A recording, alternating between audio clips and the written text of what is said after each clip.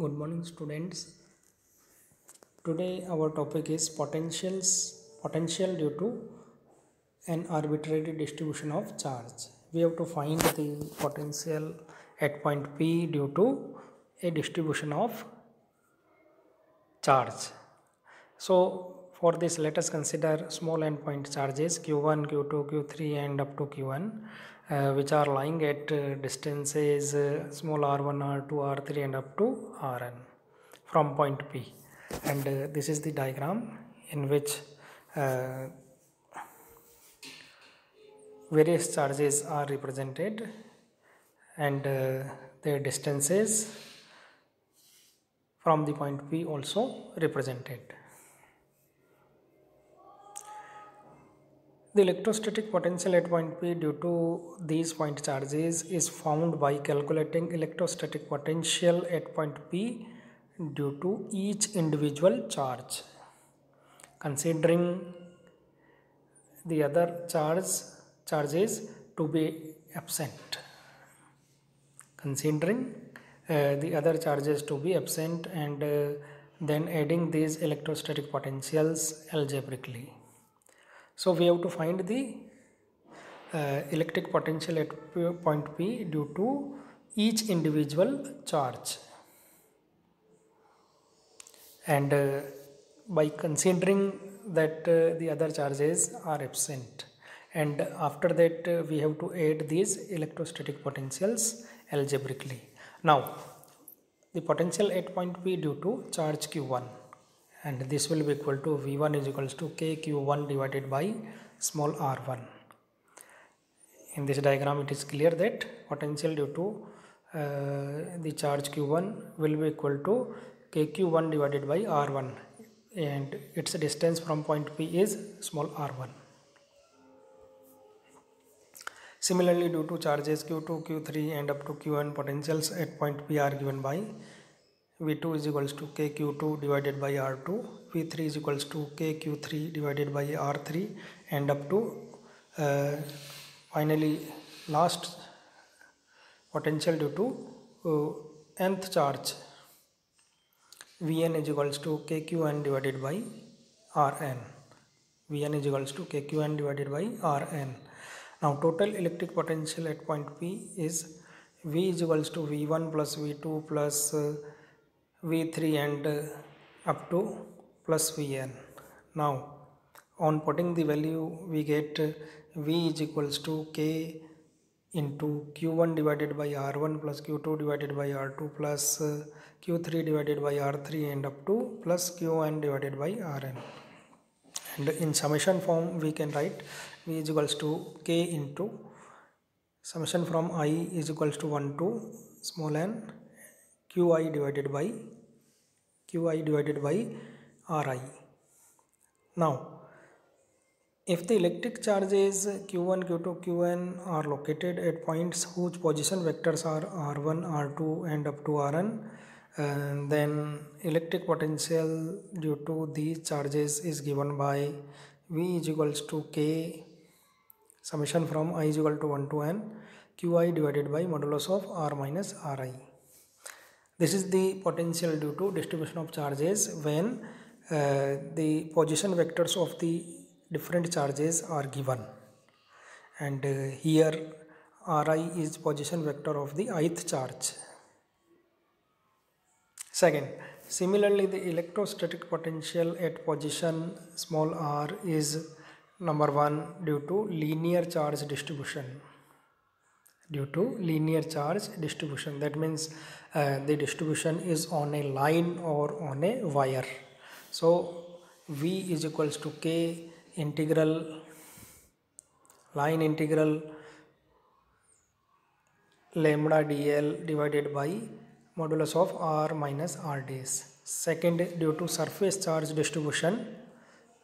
Now if charges are distributed over a surface, then v is equals to k surface integral sigma into ds divided by modulus of r minus r dash. And third is due to volume charge distribution.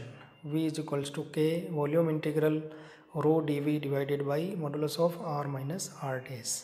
Here lambda, sigma, rho are linear surface and volume charge densities respectively. Electric potential energy. Now we have to find the electric potential energy. For this, the electric potential energy of a system of point charges is defined as the total amount of work done in bringing the various charges to their respective positions from infinity. This is the definition of electric potential energy. The electric potential energy of a system of point charges is defined as the total amount of work done in bringing the various charges to their respective positions from infinity. And in starting we consider only two charges, q1 and q2, and their position vectors are small r1 and r2. Consider 2 point charges q1 and q2 which are located at A and B having position vectors r1 and r2. Now to calculate the electrostatic potential energy, initially displace both charges at infinity and then bring q1 from infinity to point A. Now if first charge is coming from infinity to its respective position, then in this case charge q1 is not moving against the electrostatic force created by any charge, so no work is required. So in this case work done will be equal to 0. When charge q2 bring from infinity to point B, work has to be done in moving charges from work has to be done in moving charges from infinity to point B in the electric field of q1, which is stored in the form of potential energy. Now if we calculate the potential energy, then we get work done 1 2 is equals to minus integral from infinity to r1 to f12 into dr. Work done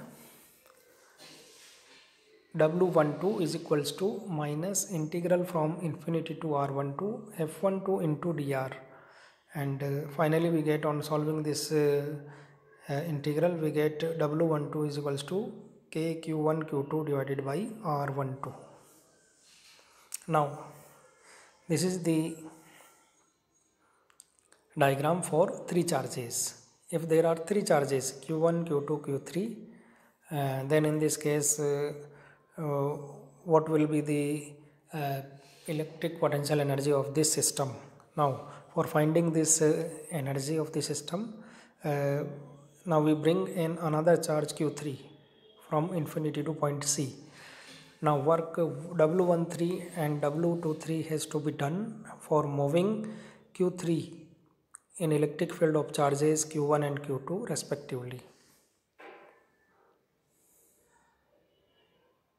Now W13 is equals to k q1 q3 divided by r13, and W23 is equals to k into q2 q3 divided by r23.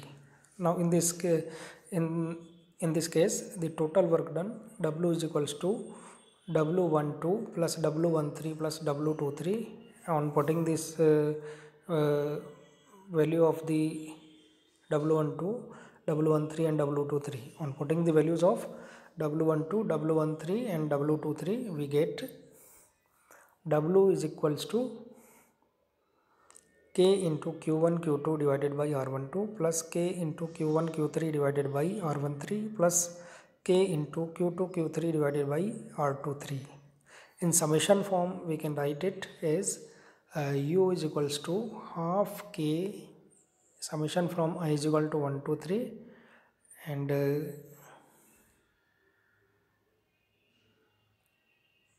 summation from j is equal to 1 to 3. Here I is not equal to j.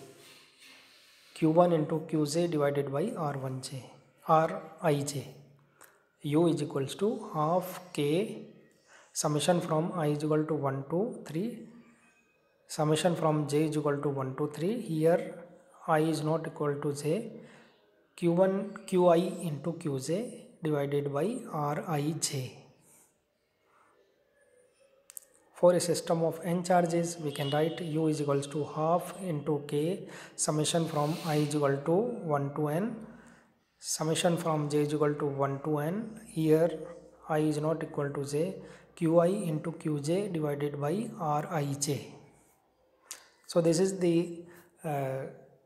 electric potential energy for a system of small n charges.